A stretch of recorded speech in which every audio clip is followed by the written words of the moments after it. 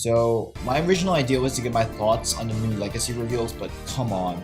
There are a bunch of other channels that are doing it and they are killing it with how good they are at it. I'm sure you don't want to hear the same opinions repeatedly. So let's do something more interesting. Let's talk about why I was never a fan of Hashtag's approach to this multiversal concept and legacy. Don't get me twisted, I love that we're expanding our horizons beyond G1, but here's my problem. We're still doing G1 despite moving away from it due to this unified aesthetic. And I wouldn't even say Hasbro is doing the G1 aesthetic. In G1, while the characters were made up of simple geometric shapes, they were still curvy and often svelte. But modern toys, they're often too squat and too blocky. Of course, this is only my opinion, but it is the reason why I stopped buying Hasbro's G1 stuff and instead went to this repeat Legends scene for my G1 fix. Unironically, Magic Square's Optimus 2.0 is my favorite Transformer ever in both MP and Legend scales. Point is, despite Prime with a slick anime aesthetic, despite animated 2000s cartoon superhero look, despite Cyberverse's simple style, everyone is following the same design philosophy, robbing them of their own original uniqueness. Take Prime Arcee. Yeah, she's one of the early ones, but damn it, look at how they massacred my girl. Once a lean, mean fucking fighting machine gets turned into a saggy, bulky gal. Oh, and for a modern example, take animated Prowl. Once the speedy and slim ninja gets turned into a block man with some block shurikens. How does he even look anything like a ninja? That's what I mean. These designs originally worked because the designs informed who the characters were. Once you alter the design language in order for all the characters to be homogeneous with one another, you're not special anymore.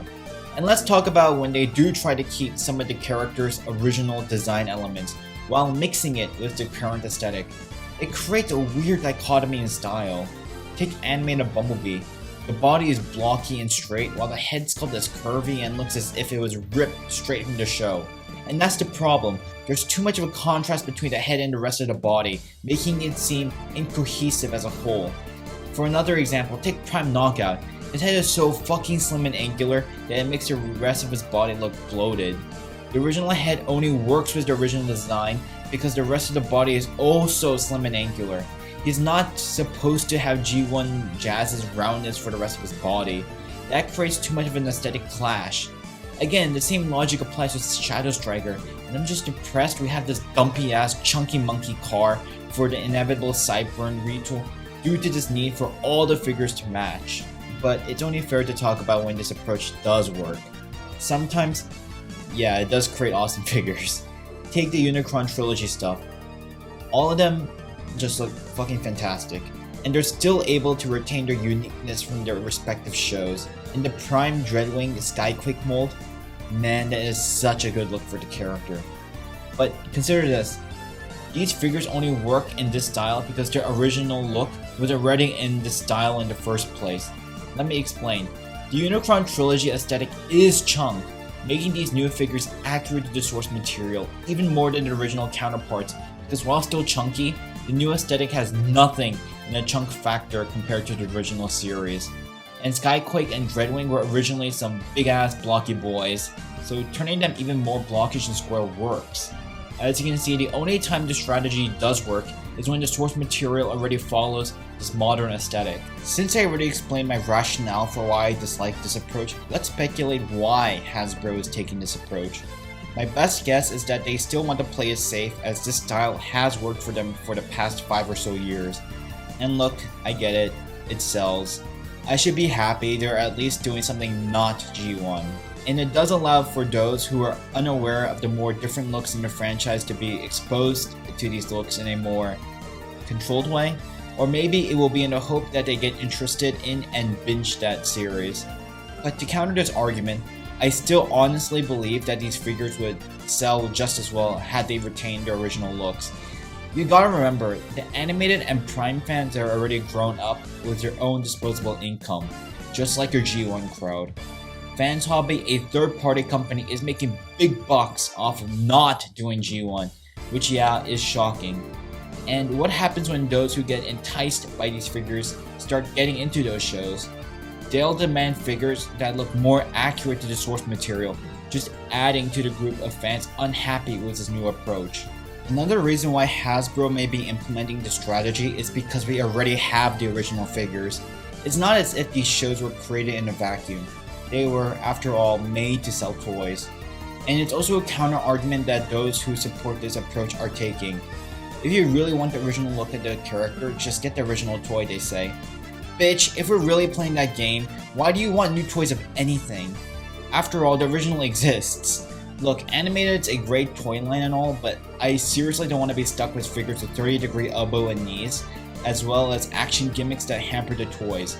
These are figures that can be improved with today's engineering, so why not? Let's make another, better version of them. Hell, how many RX-78-2s or MP Primes have there been? Why do we have the Studio Series line in the first place then? I've always hated this line of logic. Hell no, I'm not settling for the outdated original. Look, I'm not here to hate on what Hashtag is doing now. Dude, we're getting fucking Rock Lords. Rock Lords that are also inspired by those weird ass creatures in a single episode of a 40-year-old Japanese exclusive anime. We are so lucky to be living in a time like this as Transformers fans. Sometimes. And look, this approach does sometimes work. Take that animated Optimus. It looks fucking sweet. It's as if Alex Mildrew's own stylized version of Captain Big Bot. And yes, Chase does look great as well.